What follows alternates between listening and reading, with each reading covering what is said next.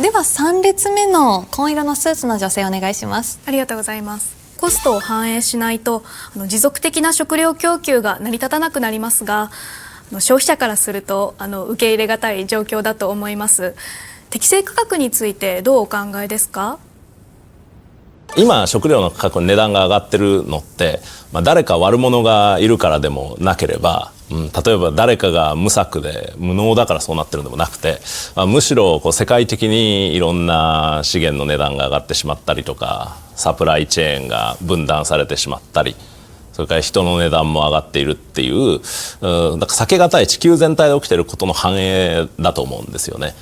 なのでその物の値段が上がり始めてしまっているということの中には、もうかなりの部分避けようがないものがあると。で誰もが苦しくて、消費者も苦しいが政府も大変で、生産者の方ももちろん苦しいと。みんな苦しくて、痛みをどう分かち合うか、辛さをどう共有するかっていうことが大事な問題なんだっていうことにまず気づくことが大事なのかなと。ただもちろん急に値段が一気に上がってしまったりすると、それに対処するのが大変になりすぎる問題はあるので、徐々に適正価格に向けてゆっくり動いていけるように政策を作っていかなくちゃいけないとはもちろん思います。さあお二人ともありがとうございました。本日は以上をもちまして会見を終了とさせていただきます。では最後にお二人から一言ずつお言葉をいただきたいと思います。敵を作るのではなく、誰かを責め立てるのでもなく、みんなでどうやって辛さを分かち合っていくかということが大事なのかなと思います。なので怒るよりもまずは現状を知るということが大事なのかなと。そして、全ては金美君次第と。わかりました。じゃあ最後はこれで締めさせていただきたいと思います。フェアプライスパワー！ありがとうございました。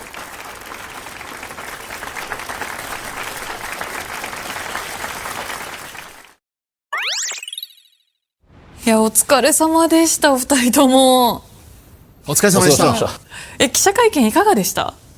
いやー、すごい緊張感ありましたね。はい、これほどぎこちない二人の組み合わせもあんまりないですそうですね。ハーモニー生まれてましたよ、いい感じに。そうですか、ありがとうございます。日本の歴史で一番謎な会見の一つになれたんじゃないかな。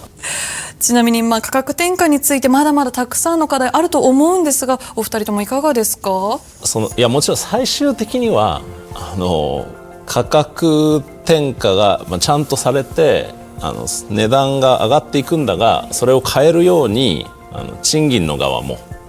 給料の側も上がっていくっていう状態をどう作れるかっていう問題だと思うんですよね。なのでこれを食べ物とか農林水産業だけの問題として捉えてはいけなくて、むしろ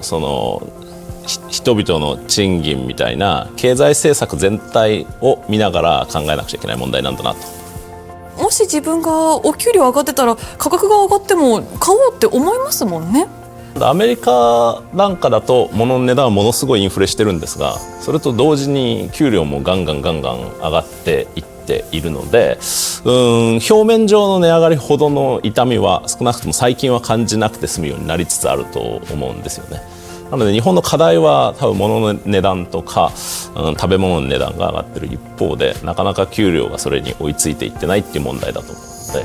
そこを考えないといけないかなと。筋肉さん、はいはい、フェアプライスプロジェクトでいろんなところ行かれたりされたじゃないですか。はい、行きましたよ。一番大きい発見とか意外だったこととかおありになりますか？値段が上げれないと、その生産者の方もそうなんですけれども、牛さんとかそういったところにも負担がいくわけですよ。ちょっとでも値段が上がれば、牛さんが扇風機ずっと当てられて楽に夏過ごせるのになとか、そういう方々が少なくなっちゃったら私たちもご飯が食べられなくなるっていうような状態になっちゃいますもんね。いやそうなんですよ。だからもう本当にもう値段を上げないとしょうがないので、会見の時にもね成田さんもおっしゃってましたけれども、そこをどう理解してもらうかということですよね。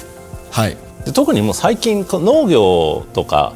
酪農とかに従事されてる方がすごい少なくなってるじゃないですか。はい、なので普通に生活していると、知り合いの範囲とかに農業の方とかがく農家の方っていないのが普通になっちゃってると思うんですよ。つながりが確かになかなかそうですね、周りに。そのスーパーに届いてる食べ物の裏側でどんな人たちが何をやってるのかっていうのを全然知る機会が僕たちにないんだと思うんですよね。と考えるときんに君さんが行かれたみたいな、はいはい、これは大人もそういう社会科見学してみるっていうのもいいんじゃないかなという気がしました。なるほどですね。実際に痛みを分かったらね、納得できるものですもんね。きんに君さんもそうだっておっしゃってましたし、そうですね、嗜好品ではないですからね、もう必需品で食品のことですから、やっぱりみんなで学ばないといけないなというところですよね。お二人ともいろいろありがとうございました。じゃあそれでは最後は一緒にパワーで締めたいと思いますので、お願いします。皆さんもよろしくお願いいたします。いきましょう。